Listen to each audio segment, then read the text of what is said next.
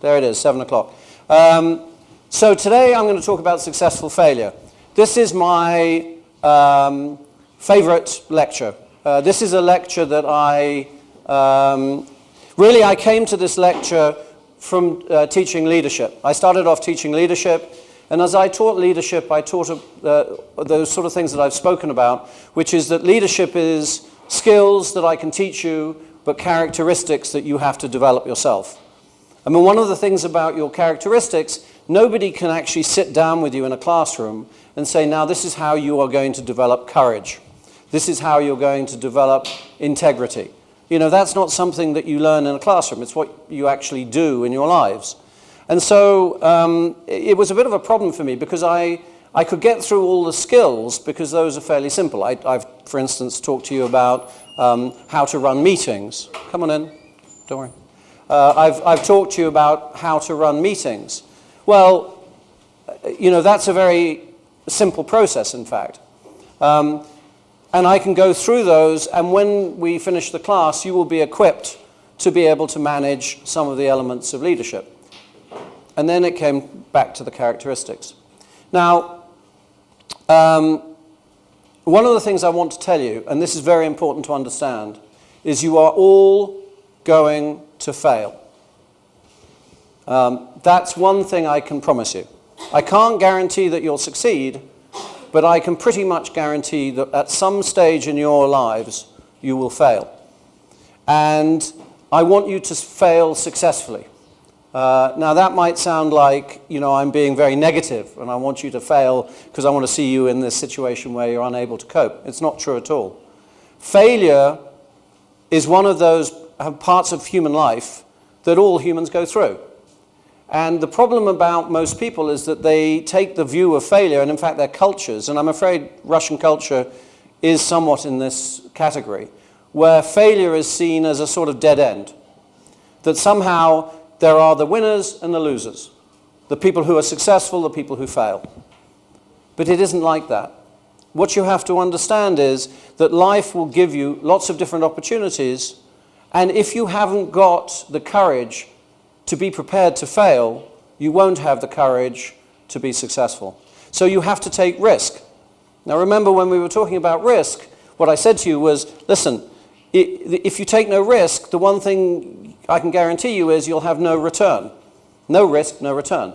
So people that say, oh, listen, risk management is all about how I remove risk from, you know, my business plan, have completely missed the point. The point is, how do you include the right amount of risk for the return that you're expecting? And in the same way, it's true of failure. How am I able to put myself out to actually take that risk and be prepared to fail? If you're not prepared to fail, you will probably never step outside and take that risk. So demystifying failure, being able to talk about failure and being able to manage it when it comes, I think is an essential skill. It's an essential part of our dialogue, is talking about failure. And I'm a very good failure. I mean, I'm really good at failing because I had a lot of practice. I didn't fail once, I didn't fail twice, I failed many, many times. But what I learned in the course of that was the important thing isn't to fail, the important thing is how you recover from that failure. And not only how you recover from that failure, but what have you learnt? And what will you not do in the same way? Because if you do the same thing and you fail in the same way, guess what? Where are you going? Nowhere. Same input, same output. And I have to say, as we talk about, I'm now going to share with you a very personal set of circumstances. And I'm going to do it in a very open way. And the reason I can do this is because I'm not at that stage of my career where I'm trying to maintain a mystique of success. Many people in the middle of their career, that, you know, you can't expect somebody who's in the middle of their being a CEO of a bank to want to come and talk about their failures, because they'll try to maintain, that you have to maintain an image of success. I'm in a very wonderful position where that isn't necessary for me anymore. I can talk about these things in a very open way. So here's what we're going to cover, and it's a lot to cover in an hour and 20 minutes. And I've got sort of more material than I've got time, so I'm going to jump around a little bit. and please sort of bear with me. The first thing I want to talk about is what is a crucible experience. And before I talk about what a crucible experience is, I guess that means who knows what a crucible is? Who knows what a crucible is? Anybody? Nobody knows. They know what a crane is, but they don't know what a crucible is. No, well, it comes from the same derivative. So a crucible looks like... I'm not a very good drawer. There you are. That's a crucible. And the concept is, if you're an alchemist in the Middle Ages, and you're in the process of turning lead into gold, which is what you do as an alchemist, you need to have a vessel, and what you do is you then light a fire under your vessel. That's fire. And the lead becomes gold. Well, this is what you do if you're an alchemist. Unfortunately, of course, there are no alchemists. But the point about a crucible is it is an experience that is so intense that it changes the nature of the thing that is within it. And the same thing applies, well, actually that's why I'm using it as an example, as an image, is this is what happens to you in certain situations. The person going into that experience, if you manage it right, is very different from the person that exits. It may be lead on the way in, hopefully it's gold on the way out. What you want to try and avoid is it being gold on the way in and lead on the way out. That's not a good way of doing your alchemy. So I'll talk about the crucible experience. I'll talk also a little bit, in my personal terms, how my role as a change manager made me a very bad leader, and why it took really quite a lot of time for me to understand what had gone wrong. And I can then run you through these different case studies and a couple of personal reflections at the end. So what I want to do is to, as I say, demystify failure. I want you to take the sting out of failure, because I want you to fail. Now, I don't want it to happen in a way that causes you significant damage, although I have to say, all failure feels bad. You shouldn't think that going into a situation and failing ever feels good. It never feels good. But you can get a lot from it. And I'll talk about the different types of crucible experience. By the way, this isn't my brilliant idea. It's not like I came up with this concept. I did a lot of reading on the subject, and I came across this particular image. And I thought this is actually an image that works for me, and hopefully you'll see why it should work for you. And I'll talk about leadership and the role of skills and characteristics and lessons from failure. So we've already sort of covered skills and characteristics.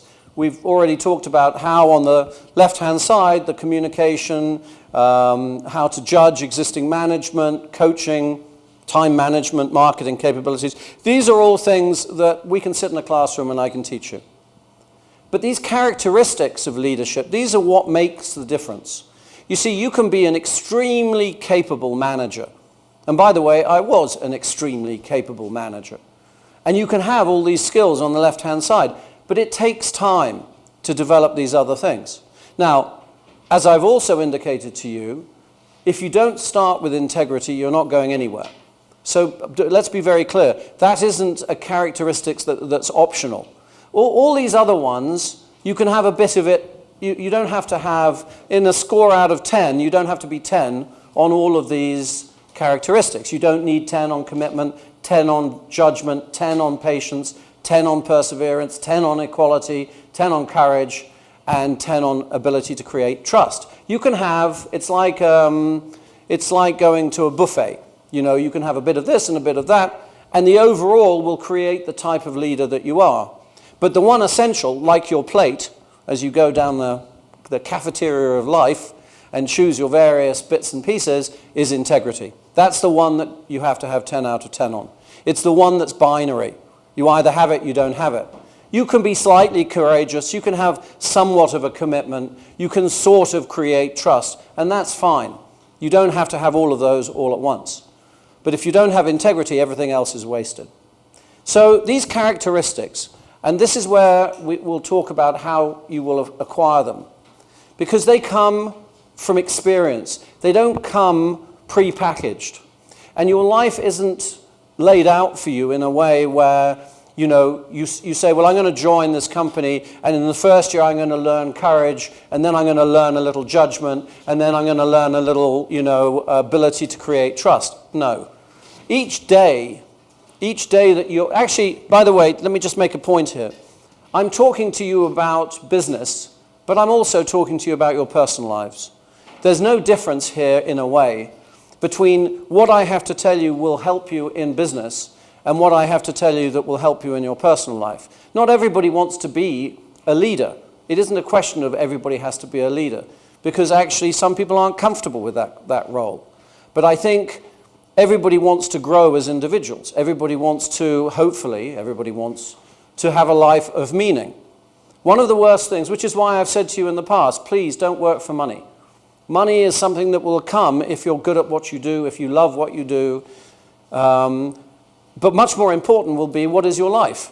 Because if what you do is just look for money, maybe you'll have a big house, but you won't have anything much to talk about, and you won't have had a good life. So characteristics come from experience, and experience it does get built every day. I don't want to make this sound as though there are these sort of moments of greatness where suddenly you change, and in between nothing happens. That's ridiculous. Obviously, every day, in every way, you're getting more experience, you're changing who you are, you interact with people, you interact with the world, and that gives you a different quality. That's fine. It's just that sometimes you go through very special moments, and those are the ones that will change the way you are. So what is a crucible experience? Here's a definition: a transformational experience through which an individual comes to a new or altered state of sense of identity, a sense of who you are. Now, this altered sense of who you are is hopefully a better sense. But let me warn you something. As you get to that altered sense of your identity, it is quite possible that you will go through an altered sense of your identity that's negative. And it may be, and actually it's part of, I think, most people's lives, that you have a sense of yourself as, I'm the smartest in the room, I'm the best looking, I'm the guy that's going to, or the girl that's going to make the most money. Whatever this creation is, you have this sense of yourself, and somewhere, normally out of the blue, when you least expect it, something's going to happen to you that's going to force you to reassess that. And when that happens, most people's reaction is very negative, because it's a very negative thing that happens normally. And that can be in work. You get demoted, you don't get the promotion that you thought you're going to get. It can be in relationships where you're let down by your partner. It can be in any number of spheres where something you think is going to happen to the positive actually turns out not to. And so it may actually be a very negative experience. But what's the most important thing here is that when you go through these experiences, you don't let those experiences drag you down. That you have to understand that this will allow you to emerge stronger. And if I had a single message or a single statement that summed this up, the measure of a man is not how he fails, but how he picks himself up. It is not that you trip, because we all trip. It's once you have tripped, how do you gather yourself up and move on? So once this has happened, and listen, I am speaking from personal experience, of course I am. Once this has happened and you have developed these experiences, when you talk with other people, you have a much greater credibility. I don't mean that in, hey, look at my big car and now I'm kind of credible, right? No, I mean you have an inner voice because you've gone through these experiences. If everything in your life has been easy, frankly, it's very difficult for you to be able to understand people who are not having life at the same easy way that you had it. So I always feel that people need to understand. The most important thing is, for instance, in that situation, is to have compassion. And having compassion means that you have to be able to put yourself in that other person's place and see through their eyes. And this is this business where I say ability to engage others in shared meaning.